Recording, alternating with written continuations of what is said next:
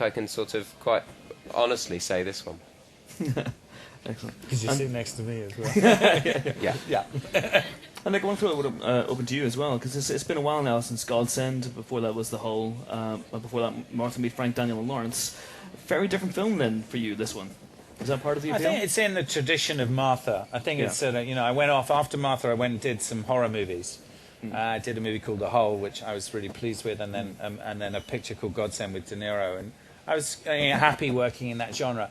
And then I wanted to return to something which is much more. I wanted to do comedy again. Yeah. I like doing that. I like doing both in both areas, but I particularly liked doing comedy, and this to me was an incredibly. If you're going to do a comedy, you need to do an original story. Yeah, absolutely. There's one signed copy left. I've used the front row too much. Anyone at the back who has asked a question? Oh, over here. There's a lady right there. Yeah. It's a question for Nick. Because the character of Neil is played up in the film, I guess, from what he really is.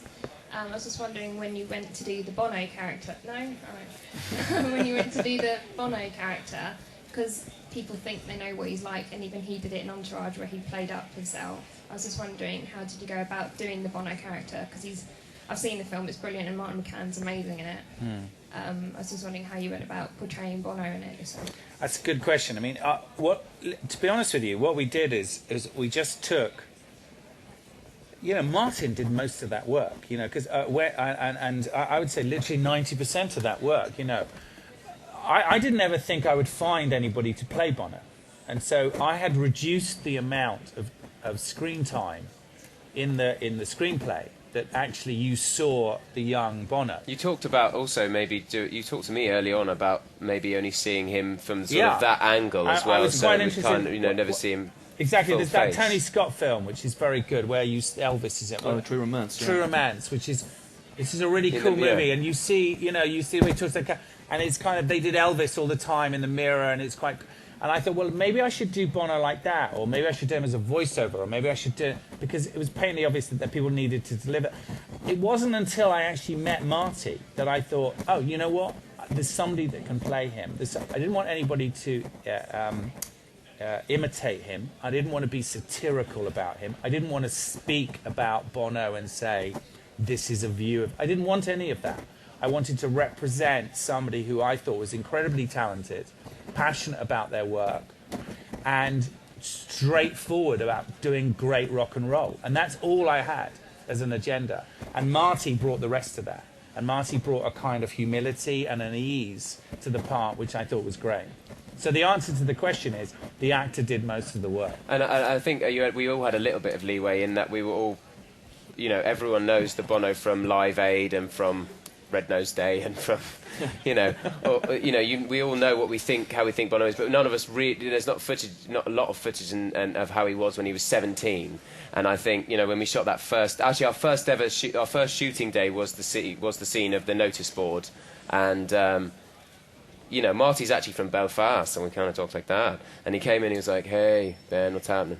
And he was just so immediately cool, and I genuinely was jealous of him that day. Why can't I play someone who's cool? Genuinely immediately cool, and and he just had that all the way through.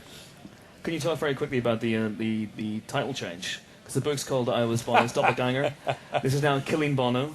Okay, the book was called I Was Bono's Doppelganger here. But in America, they didn't understand doppelganger, so they called it Killing Bono. It's because when he published the book. So that was why it was called Killing Bono in America. Well, but whose idea was it? And it was Bono's idea to call the movie that. To call the book that. And then when the two writers, Dick Clement and Nina Frenny, who also wrote a film called, not Almost Famous, The Commitments. No. Still Crazy. Across the Universe. Okay, that one. They wrote Across the Universe. That one. They were on the set, remember that one? And yes, they were on the set song. Of that movie, Dick and Bono Ian. does a song in it. And Bono is in that picture, and they met Bono on the pit, and they were saying they were writing this movie and blah, blah, blah. And Bono said, you have to call it Killing Bono. So the reason the movie is called Killing Bono is because Bono himself suggested that title. There are no more signed copies left, but we do have more unsigned copies of the soundtrack to give away to people who will ask questions. So I think there was someone in the front row as well. Earlier on, you had your hand up. And then over here. I want to know, what was the most happiest moment in acting in the movie and the most fun parts acting in the movie? I tell you, the most difficult part, because it was so much fun, was that clip you just saw of Peter Serafinowicz crawling on his hands and knees, and whenever they did the shots from behind, he'd just be going, and it was just so fun. And I'm so proud that I managed to get out that I do with him this far from my face, because he is just such a force of nature comedically, that man. And I'm so proud of the fact that I wasn't corpsing. Well, I was corpsing for about half the day, but well, Peter used to make very difficult. Peter used to make Bobby and Ben laugh, so he would. When I was shooting them, he would just be doing all kinds of gestures to make them laugh. I'm doing his all the time, flies, anything, which was just terribly unprofessional. So that was. I mean, obviously, you know, if you're doing a kind of gig where you've already recorded the song, so you know it's going to sound great. You've got a fantastic band playing. You've you've rented a crowd to scream for you. You know, that feels great to be kind of, you know, prancing about on a stage, you know, pretending, you know, to be. I think Ben loved the rock and roll stuff. So that was really fun as well, because I was proud of what we'd done music-wise, and this was our kind of moment to enjoy that. But I also loved all the scenes in the. We haven't mentioned one sort of important reference for the film, which was the film With Nail and I. Mm-hmm. The relationship between With Nail and Paul McGann in that film very much kind of influenced, you know, the relationship between myself and Robert's character in that, sort of one very long-suffering poor victim and one egomaniac, ambitious freak. And we shot the scenes in the warehouse, the ones with Pete Postlethwaite and with Gloria, and just the two of us, really, just wearing 6 cardigans and smoking cigarettes and eating cold baked beans and shuffling around. And I really enjoyed that week, because it felt like we were in With Nail and I, in a sort of, you know, funny version of it. And it was, yeah. So, does that answer your question? Sort of. I think it does, and more than. Yes? I just wanted to ask you, as an actor, did you have sleepless nights thinking, oh, I don't know how to do this bit of my character, talking about inner life?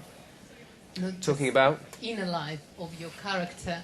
Did you have sleepless nights? I'd say this is the character that I've worried least about the nights before. I mean, you know, when I was doing Narnia and Dorian Gray and you know, you're working with these precious authors' material, Oscar Wilde, Noel Coward, you know, I've worked on Alan Bennett, C.S. Lewis, all these and you worry about how people are going to perceive it and if it's going to be how they hoped it might be. And so, you know, I panicked. I thought people were going to hate this or whatever. With this, I didn't care. And I thought, I'm just going to be as ridiculous as I can and be kind of brave with my acting choices and just kind of go for it. And Nick very much helped me and encouraged me, sometimes physically, with that. So I think it's great to watch Ben play comedy, don't you? I mean, it's just fantastic. They haven't seen it. But it's like a revelation, and he's brilliant at it. And to play both, have the emotional depth to play the emotion and play the comedy is great, you know. And I think it's a real revelation to people to see him do that. I've seen the film twice now, and the first time I saw it, I kind of giggled most of the way through and saw that. And the second time I saw it, I kind of... Because it's very hard as an actor, because you have to once you finish film, you have to let go and literally give the storytelling is on Nick's shoulders, really, because the editing and the way you put it, the way you tell the story. An actor's job is to do a series of moments and make them as funny as possible, emotional as possible. It's very hard when you're filming out of sequence over weeks and weeks to do the whole journey, and you really have to have a lot of faith and trust that a director and an editor and all the people involved in the post-production have that storytelling ability, really. And luckily, in this case, they did. But I've forgotten what I'm saying. What am I talking that you about? relaxed, basically, in the character. That you relaxed. You didn't worry about so it you can much. just focus on those little moments of comedy and whatever. But the second time I saw the film, I really got the sort of slightly more empathetic, emotional journey. You know, it gets a little bit tense to about 3/4 of the way through, and I got more involved in that the second time I saw it. So I think it's kind of you can appreciate different things about the film, you know. So go and see it twice. Must. It's legally obliged. Yeah. Can I just say there's more time for one last question? So, hands up in the air. There's a lady here, right in front row. Brave. Last question. Make it good. You get a good one.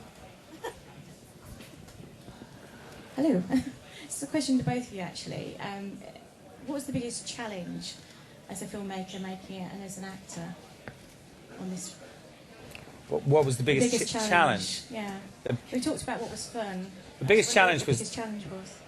Biggest challenge making the film was the combination of the music and the screenplay. That when you make, I've never done a music film before, and it's like making two films. Because you do all the music about 6 months before you start to shoot the actual movie. So you make all those decisions musically before you really have got a lot of time invested in the story.